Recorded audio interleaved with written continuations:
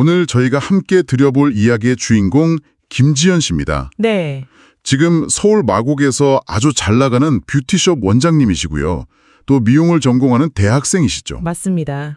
그런데 이 환한 미소 뒤에는 정말 상상하기 힘든 과거가 숨어 있어요.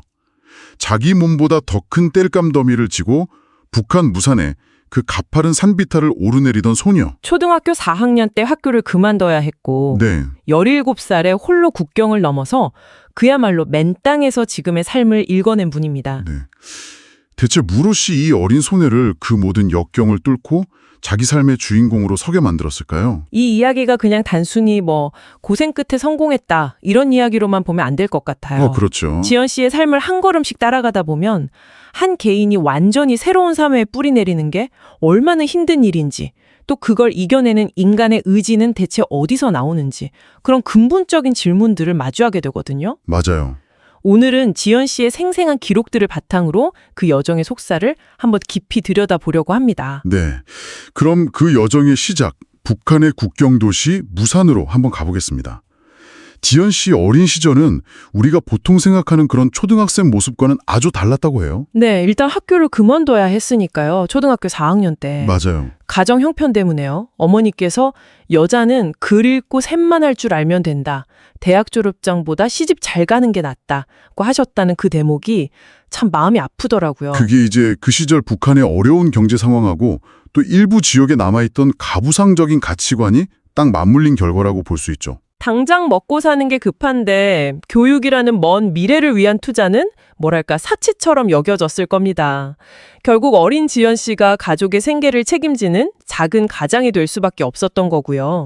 그런데 생존을 위해 했던 일들이 정말 보통이 아니에요. 아, 맞아요. 그 부분이 정말. 무산에서 청진까지 과일이나 고추를 이고 가서 팔기도 하고, 제가 정말 놀랐던 건 아버지 직장에서 나오는 디젤류를 몰래 빼돌려서 팔았다는 부분이었어요. 그렇죠. 비닐봉지에 디젤류를 담아서 배낭 속 채소 밑에 숨겨서 팔았다는데, 아니 걸리면 큰일 났을 텐데 어린 소녀가 어떻게 그런 생각을 했을까요? 바로 그게 지연 씨의 남다른 기질을 보여주는 거죠. 그냥 시키는 대로 한 게 아니잖아요. 네, 나는 미성년자라 걸려도 처벌이 약하다. 이 점을 역으로 이용한 거거든요.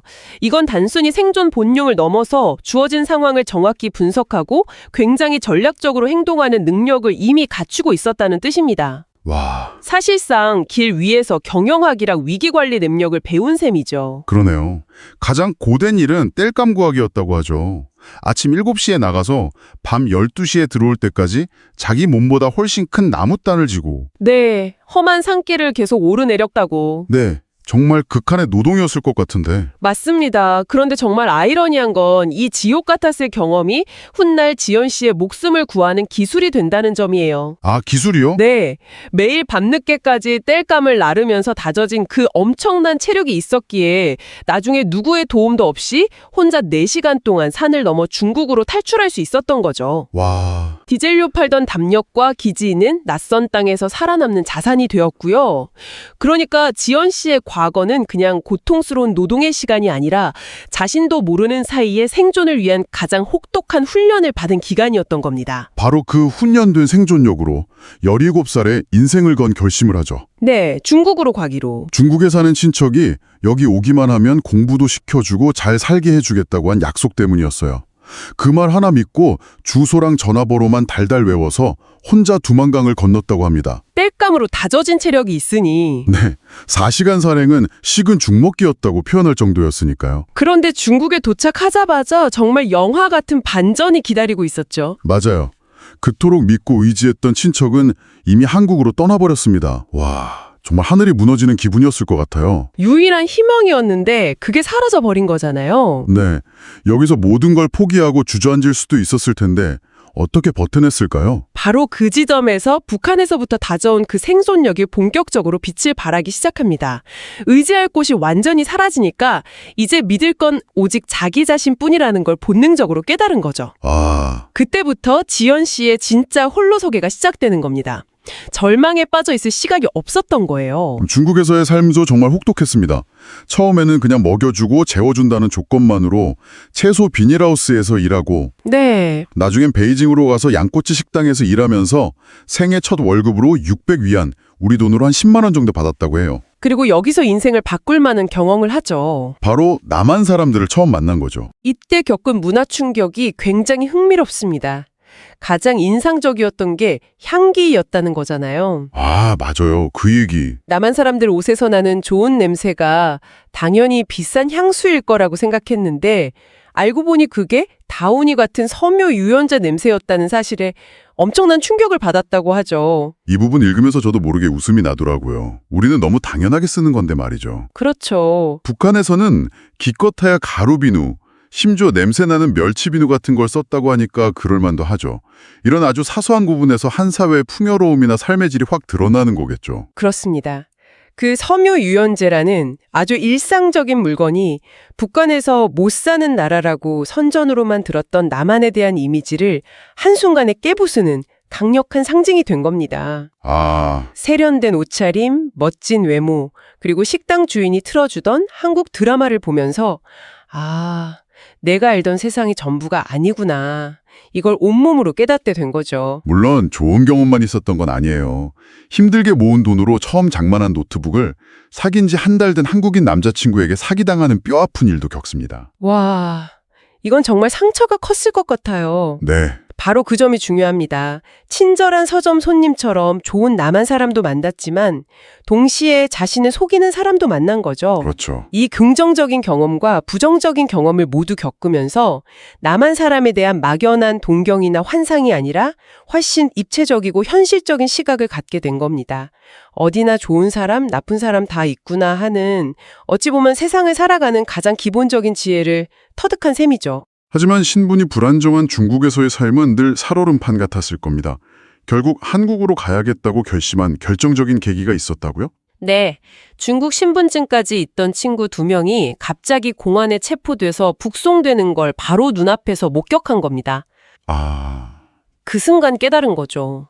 아, 여기는 내가 영원히 머물 곳이 아니구나. 잡히면 끝이다. 그때부터 생존의 문제를 넘어서 인간답게 자유롭게 살고 싶다는 갈망이 생겼고 한국행이 유일한 목표가 된 겁니다. 지연 씨의 한국 입국 과정은 그야말로 한편의 시트콤 같기도 하고 드라마 같기도 해요. 맞아요. 정말 예상치 못한 방식으로 들어오게 되죠. 처음에는 합법적으로 체류하려고 위장 결혼을 생각하고 관광 비자로 들어왔다고 해요. 인천공항에 내렸을 때 그 소회가 아주 생생합니다. 화장실 얘기요? 네, 화장실이 너무 깨끗하고 좋아서 셀카를 찍고 공중화장실의 휴지가 공짜라는 사실에 감격해서 가방에 반통이나 챙겼다고 하잖아요. 우리가 매일같이 무심코 지나치는 일상이 누군가에게는 새로운 문명과의 첫 만남이자 엄청난 충격이 될 수 있다는 걸 보여주는 장면이죠. 그 휴지 반통에 그녀가 살아온 세상과 한국 사회의 격체가 고스란히 담겨있는 셈입니다. 그런데 맞선 상대가 자신은 못 먹는다고 분명히 말했는데도 굳이 쌀국수집에 데려가는 등 배려 없는 모습에 크게 실망해서 결혼 계획을 바로 접어버립니다. 이것도 참 지연 씨다운 선택 같아요. 그렇죠. 그러다 한 달쯤 지났을 때 갑자기 경찰이 닥칩니다. 알고 보니까 중국에 있는 이모가 조카 혼자 고생할까 봐 걱정돼서 지인에게 부탁해 신고하게 만든 거였어요. 정말 기가 막힌 상황이죠. 지연 씨 입장에서는 이제 북송되는구나 하고 눈앞이 캄캄해졌을 텐데 말이죠. 이 대목은 탈북민들이 정확한 정보에 얼마나 취약한지, 그리고 가족의 걱정이라는 선의가 때로는 이렇게 예상치 못한 결과를 낳을 수도 있다는 걸 보여줍니다.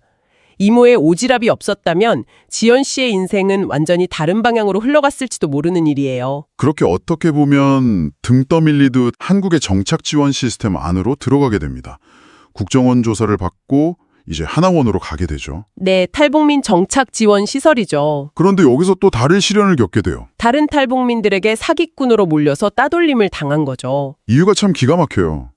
중국에서 남한 사람들과 오래 일하다 보니까 말투가 서울 사람처럼 변했고 은행카드나 ATM 같은 외부 문물에 대해 좀 안다는 이유 때문이었어요. 북한에서 온 애가 어떻게 저런 걸 알아 하면서 의심한 거죠. 네, 이게 탈북민 커뮤니티 내부의 미묘한 위계와 갈등을 보여주는 굉장히 중요한 에피소드입니다. 북한에서 바로 온 사람들과 지연 씨처럼 중국 같은 제3국에서 오래 생활하다 온 사람들 사이에는 경험과 정보의 격차가 클 수밖에 없거든요. 아 그렇겠네요. 그런데 그 더 많이 아는 것이 오히려 질투와 의심의 대상이 되는 역설적인 상황이 벌어진 겁니다. 하지만 이 상황도 아주 멋지게 역전시킵니다. 미주라는 친구가 얘는 중국에서 와서 그런 거다. 라고 변호해주기도 했고 결정적으로 자신의 지식을 다른 사람들을 위해 쓰기 시작해요. 그렇죠. 다른 교육생들에게 ATM 사용법을 가르쳐주는 전문가가 되고 이모가 보내준 돈으로 간식을 사주면서 공동체의 신뢰를 얻게 된 거죠. 맞아요. 처음엔 의심의 원인이었던 그녀의 지식과 경험이 결국엔 공동체에 기여하는 소중한 사회적 자본이 된 겁니다. 네. 면세점 아르바이트 면접을 보러 갔는데 이런 말을 들었다고 합니다. 우리는 고졸 이상이 기본 조건인데 초졸 학력으로 여기서 뭘 할 수 있겠어요? 정말 가슴에 비수가 꽂히는 말이었을 겁니다.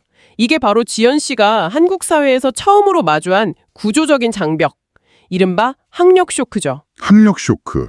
북한의 산피탈을 넘던 체력, 중국 시장에서 사람들을 상대하던 담력과 수완, 그 모든 생존의 기술들이 초졸이라는 종이 한 장 앞에서 아무런 가치도 인정받지 못하는 순간인 거죠.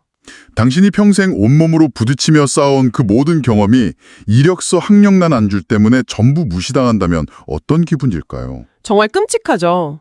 지연 씨가 바로 그런 상황에 처했던 겁니다. 근데 여기서 지연 씨의 반응이 또 대단해요. 그 면접관에게 이렇게 되물었다고 하죠. 네. 그럼 고등학교 졸업하면 외국어는 할 줄 아나요? 보통 사람 같으면 그냥 기가 죽어서 돌아섰을 텐데 그 부당함에 정면으로 맞선 거죠. 하지만 그 한마디가 현실의 벽을 무너뜨릴 수는 없었습니다. 이 뼈아픈 경험을 통해 깨달은 거예요. 네. 이 사회에서 제대로 살아가려면 이 사회가 요구하는 증명서를 내가 가져야만 한다는 것을요. 그래서 25살이라는 늦은 나이에 다시 배움의 길을 걷기로 결심합니다. 정말 인간 승리라는 말밖에 안 나와요. 그렇죠. 탈북 청소년을 위한 대안학교에 들어가서 단 2달 만에 중학교 졸업 검정고시에 합격합니다. 와, 2달 만에요? 네. 하지만 고등학교 과정은 기초가 너무 부족해서 실패하고 잠시 일을 하다가 다시 공부를 시작하죠. 한 번 실패를 겪고 생계를 위해 잠시 멈췄지만 결국엔 다시 책을 잡았다는 점이 정말 대단합니다. 목표를 향한 의지가 얼마나 강했는지 알 수 있는 대목이에요.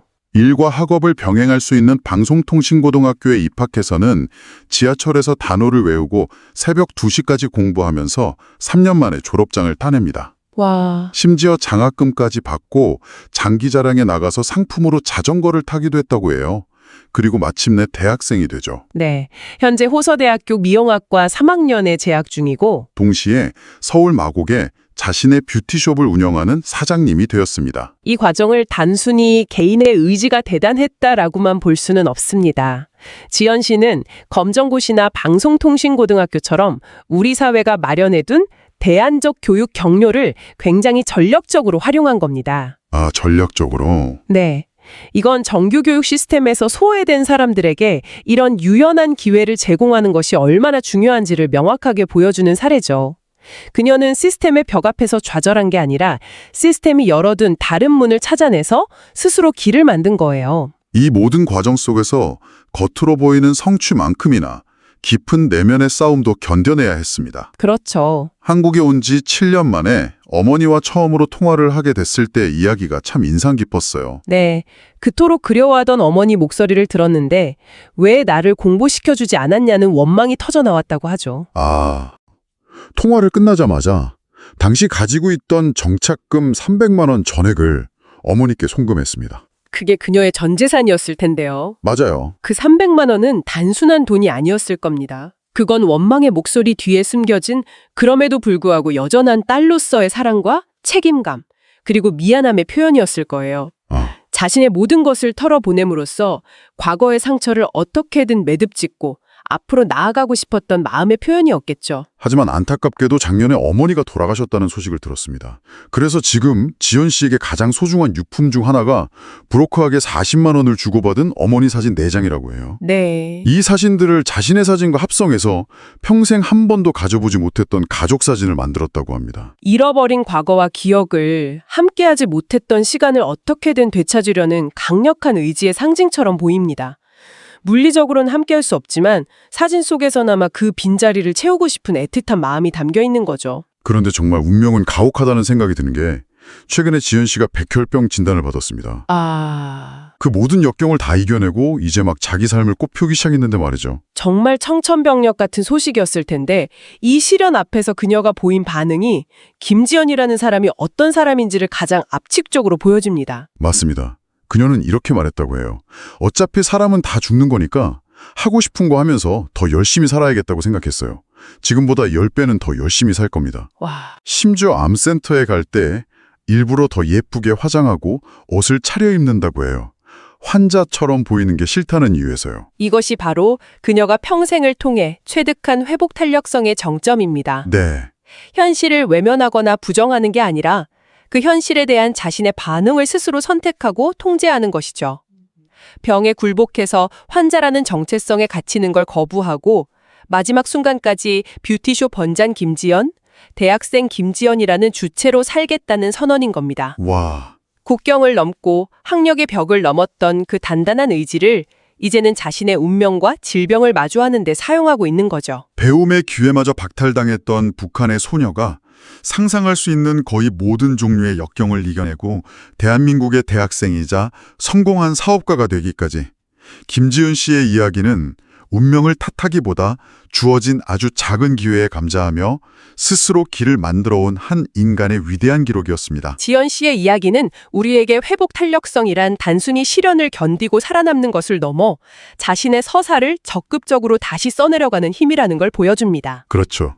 그녀의 여정은 교육이라는 깨진 약속에서 시작됐지만 결국 그녀는 세상이 정해놓은 방식이 아닌 자신만의 방식으로 그 약속을 기어이 쟁취해냈습니다. 네. 이 이야기를 듣고 계신 당신에게 마지막으로 질문을 던지고 싶습니다. 당신의 삶에서 남들이 인정해주길 바라는 졸업장은 무엇인가요? 그리고 더 중요하게는 우리는 지연 씨가 가졌던 것처럼 눈에 보이지 않지만 강력한 타인의 강점, 그리고 우리 자신 안에 숨겨진 진짜 강점을 얼마나 제대로 알아봐주고 있나요?